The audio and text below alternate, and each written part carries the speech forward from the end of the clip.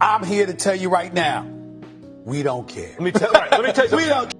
The nature of endgame content and build guides can take many forms. Some people highlight classes that can only work in one area or another effectively, or the best in a given scenario but is lackluster everywhere else. Today is not that day. I'm going to introduce you to the standalone best support in the game, which has existed for nearly half a decade. Don't let tier lists and other creators fool you. Just because other classes get buffed and are now viable or do some more raw healing or have a large boon radius doesn't mean that this class is bad. In fact, it is the best all-around support that the game has to offer. The Heal Firebrand is the undisputed king of pug groups. It has good healing potential, access to every boon in the game minus alacrity, has god tier CC, is more than viable in all fractals, and best in slot in everything but Silent Surf. It is often best in slot in many raid encounters, filling the support role or the tank role. And I know what you're thinking, yo Sil, those are some big claims. How do you know? Well, let me explain. Back when POF came out, my life got busy. I just got into the core classes of an electrical engineering program. My wife was pregnant and expecting soon, and my game time was stretched to its breaking point. I had to take a break to focus on life, and this went on for a while, slowly being able to play nearly a year later. At this point, I returned, and I had missed the release of Wings 5, 6, and 7, Sunquo Peak, and the early crowd trying to get Dances with Demons. As an added bonus, many endgame groups required these kind of titles. I wanted Coalescence, I wanted Dances with Demons, I wanted Fractal God, and I achieved all of those goals through pugging in LFG with non-experienced casual groups using primarily this build. This is Silhouette certified. And to be completely honest, this build is not nearly as complicated as many people believe it is. Most skills function exactly as they describe. They provide boons, they do CC, or they heal. Let's get into it. For the gear, you're going to be running full Harriers or full Minstrel's gear with Runes of the Monk and Relic of the Flock or Relic of the Monk. Minstrels is better if you intend on tanking in raids, while Harriers is more useful as a secondary healer. Weapon options are Axe Shield and Staff or Mace Shield and Staff with concentration and transference sigils on both sets. Your food is going to be bowl of fruit salad and mint garnish or delicious rice balls for the budget food and bountiful maintenance oil. Your skills at their core are going to be Mantra of Solace as your heal, Mantra of Potence as quickness, and either Feel My Wrath or Mantra of Resolution. We will go over those skills a little bit later, but this leaves you with two flexible slots that can help you tailor this character to every encounter.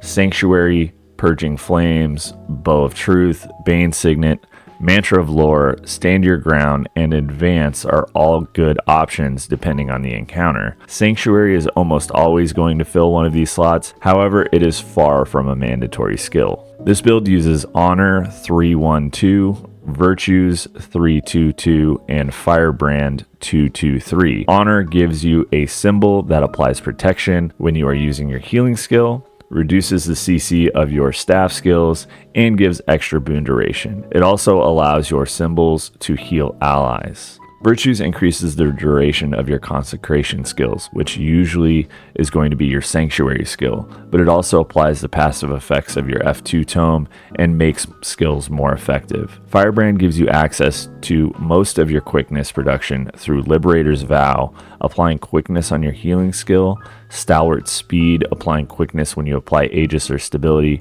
and your Grandmaster allows your tomes to refresh more quickly. For this build, your tomes are always available, and they come with various advantages in each one. F1 is your DPS tome, and as a healer, the primary skill is skill 3, which is an AoE pull and CC. You use this on break bars, and skill 5 also gives allies might. This may not be necessary because of your staff skills, but it's good to know. Your F2 is your healing tome. Skill 1 does general healing, skill 2 is a Condi Cleanse, skill 3 grants a bunch of boons, skill 4 does healing over time and is a water field. It also gives swiftness, and skill 5 gives a 33% healing modifier and converts 5 conditions into boons. Your F3 tome is your boon tome. tome. Skill 1 gives protection and swiftness. Skill 2 is a taunt and a CC. Skill 3 is a projectile reflection. Skill 4 is a light field, a stun break, and grants resistance. And skill 5 grants protection, stability, and aegis to your subgroup. Common combos in this tome are F1 skill 3 and F3 skill 2 for added CC after using Axe 3, Shield 5, and your utility skills like Sanctuary. Anytime you need healing in F2, you should lead with skill 5 and then skill 4 and then spam your 1. And in your tome 3, you use skill 5, skill 4, and skill 3. These combos can be critical to mitigate problematic mechanics,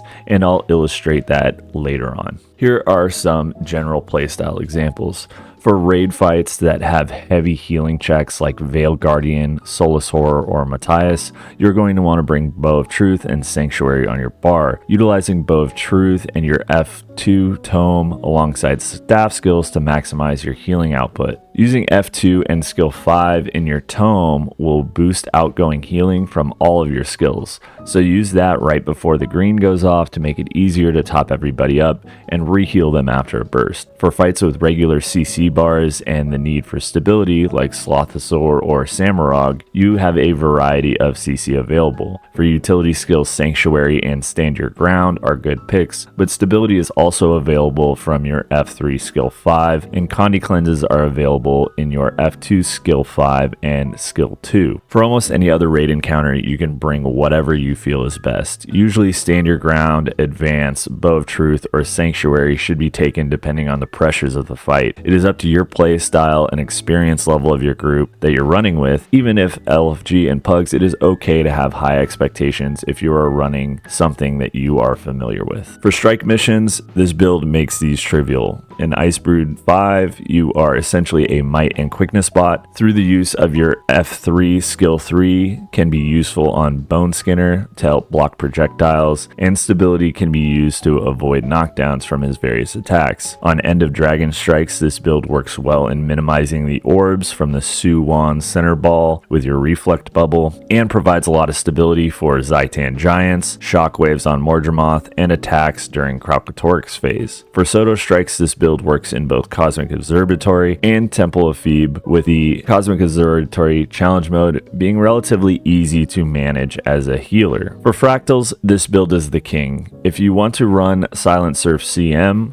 I recommend running Harrier's gear over Minstrel's gear, so that way you can easily beat the split phase shadows using your axe skills and your F1 tomes. In full Minstrels, you tend to hit kind of like a noodle. For the remaining CMs, you can effectively run with Minstrels or Harrier's gear and clear the content easily. For Sunqua Peak, for regular Eye, the first phase, you will be the primary CC for your party, breaking her in the center with Sanctuary, axe skills, F1, skill 3, F3, skill 2, and you can run any preferred skill in your second utility slot during this phase. Bow of Truth or Advance are my personal recommendations. For the second phase, Dark Eye, you are going to want to run Sanctuary and Bane Signet. You can use Bane Signet to help break the bar during side phases, since its cooldown is short enough that it will be up for the 66 and 33% phase. You then use both Sanctuary and Bane Signet along with Axe 3, F1 skill 3 to solo CC the single spirit during the 33% phase.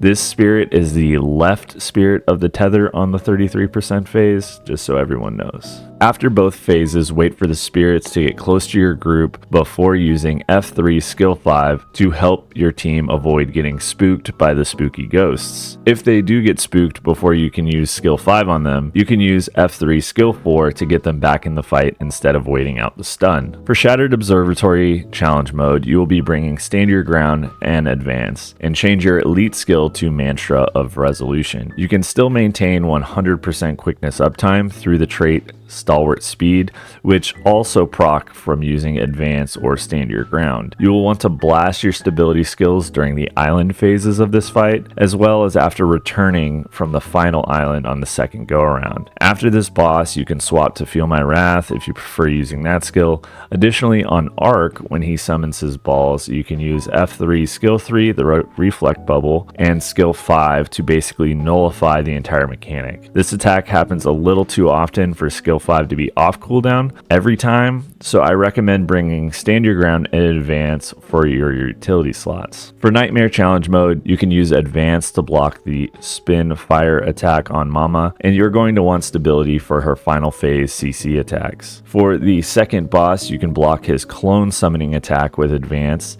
and for the final boss, you want to bring Stand Your Ground and Sanctuary for the post orb CC phase. This will help your team not get yeeted off the platform or into the gunk. Normal mode fractals and challenge mode fractals follow a similar routine, using your utility skills and your F skills to nullify troublesome mechanics. Because this class can fit into any encounter and bring a lot of value to a team composition, it makes it a safe support to gear up, and it is going to be useful in every encounter and sometimes is the best in slot depending on your game mode. Does that make it the only support you will ever need?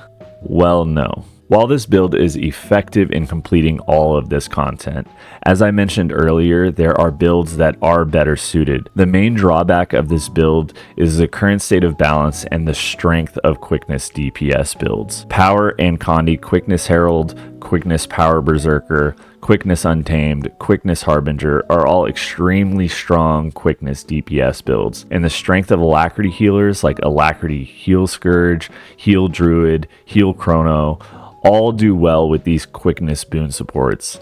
Additionally, Heal Herald is another extremely tanky quickness healer that has insane boon coverage and is actually better in some areas like in Wing 7 or Silent Surf CM. This build will allow you to form and join almost any group that you like and complete content consistently. However, there are more specialized fits. Many of these builds that I've mentioned, I have done dedicated build videos on, and they are all on my channel. So feel free to check those out if you're interested.